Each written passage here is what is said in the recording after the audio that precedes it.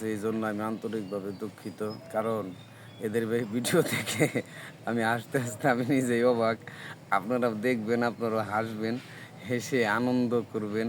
কারণ আনন্দই হচ্ছে মনের প্রশান্তি। কারণ আনন্দ যদি আপনার মনের মাঝে না থাকে দর্শক, তাহলে কিভাবে আপনার মনের প্রশান্তি খুঁজে পাবেন? আজকালকার দুনিয়ায় এখন আর আনন্দ নাই। আনন্দ গেছে টাকার কাছে বিলীন হইয়া। কারণ এই টাকা এতটাই মানুষের প্রয়োজনীয় জিনিস হয়ে দাঁড়াইছে, যা টাকার জন্য মানুষ যে কোনো কিছু করতে পারে।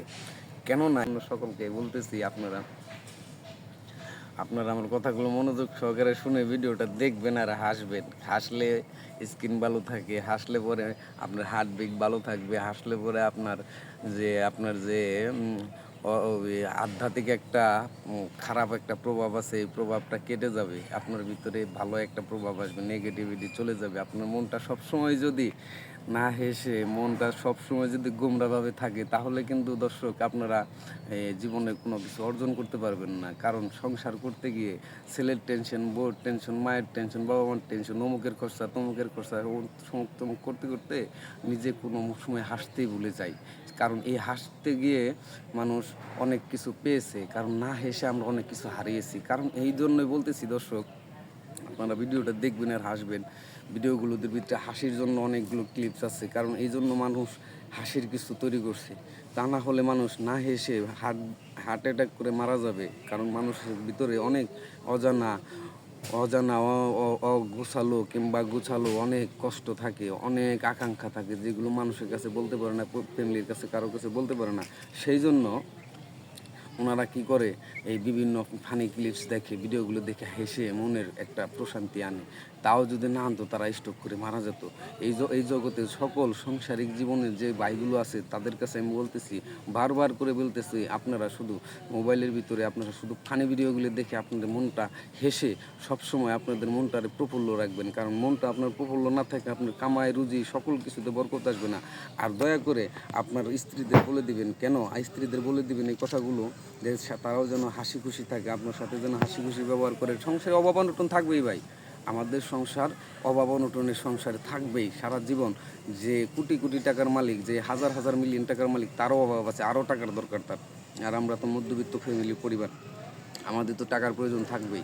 আমরা মনকে ওইভাবে প্রশান্বিত করতে পারি না টাকা পয়সা দিয়ে, মনের ইচ্ছা স্বাধীন চলতে পারি না, আমরা মনের ইচ্ছা স্বাধীন যে কোনো কিছু খরচ করতে পারি না, মনের ইচ্ছা স্বাধীন খাইতে পারি না। এই জন্যই আমাদের মনের ইচ্ছা স্বাধীন বাবা মার সেবা করতে পারি না, বাবা মার খরচ করে দিতে পারি না, এবং কি আমরা ফ্যামিলির সাথে এক্সাস্টিভ হয়ে এবং কি কানেক্টিভ হয়ে থাকতে পারি না। কেননা অর্থের জন্য।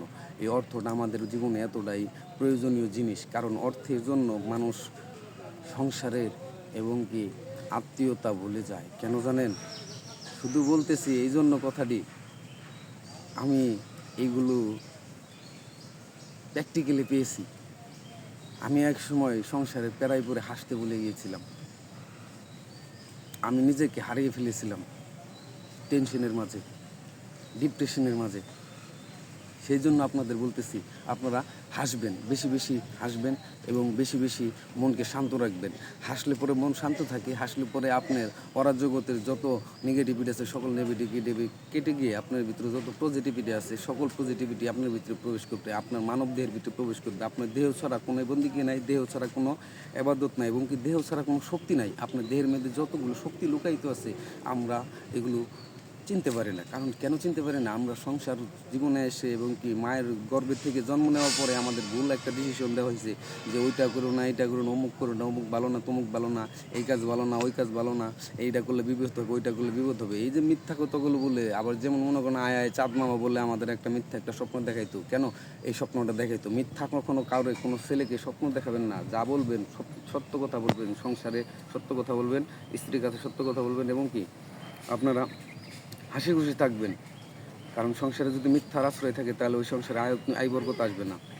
কারণ এটা আমি নিজেও প্র্যাকটিক্যালি প্রমাণ। আমি যতদিন এই মিথ্যাগুলো অবলম্বন করছি, আমার সংসারে আয় উন্নতি হয় নাই। এখন আমার সংসারে আমি এগুলো অনেক দিন ধরে ছেড়ে দিয়েছি। ইনশাল্লাহ আমি ছেড়ে দেওয়ার পরে আমি একটা ছোট্ট একটা আমার মাথা গোঁজা ছাই করতে পারছি, এবং কি আমার সংসারের একটা পর্যায়ে এসে দাঁড়াইছে। এখন আমি একজন আমার বাবা মা সকলকে নিয়ে একটা আগে যে বিচ্ছিন্ন ছিলাম, এই বিচ্ছিন্ন থেকে কেটে গিয়ে আমি এখন একটা এই সব ফ্যামিলি সবাই ঠিক হয়ে থাকার জন্য একটা মানে পর্যায়ে গিয়ে এখন আইসা দাঁড়াইছি আপনাদের দোয়ার আশীর্বাদে, আমার দয়ালের আশীর্বাদে, আমার পিরিকালবেলা সৈয়দ সুলতান শাহ ফকিরের আশীর্বাদে আমি এই পর্যন্ত এসে দাঁড়াইতে পারছি দর্শক। কারণ কেননা আপনাদেরকে বলতেছি, আপনারা সব সময় এই জিনিসগুলো ফলো করবেন সংসারের ক্ষেত্রে। সন্তানকে কোনো সময় বলবেন না যে এই মরস না কেন তোরা, এই কথাগুলো কেন বলতেছি আপনারা শুনেন। এই কথাটা যখন আপনি বলবেন, এই পৃথিবীতে আপনার ভাষাটা আপনার সন্তানের জন্য এই ইউনিভার্স গ্রহণ করে নেবে। আপনার মুখ থেকে বের হয়েছে আপনার সন্তানের জন্য। এই জন্য বলতেছি দর্শক, আপনারা এই কথাগুলো আমার মনোযোগ সহকারে শুনবেন। কেন বলতেছি কথাগুলো? আমাদের ফ্যামিলিগত ব্যাপারে আমরা সন্তানের অজান্তে, আমাদের ভুলগুলো অজান্তে করে আমাদের সন্তান ছেলে মেয়েদের সকলের ক্ষেত্রে আমরা বিপদ ডেকে আনি। কীভাবে বিপদ ডেকে আনি দেখেন, বলতেছি। আমার গলায় কিন্তু ব্যথা, প্রচণ্ড ব্যথা। আমি কিন্তু কথাগুলি স্পষ্টভাবে বলতে পারতেছি না আপনাদের কাছে। আপনারা আমার কথায় ভাষায় কোথাও ছন্দে কোনো ভুল থাকলে আমাকে ক্ষমা দৃষ্টিতে দেখবেন, আমি এটাই আশা করতেছি আপনাদের কাছে।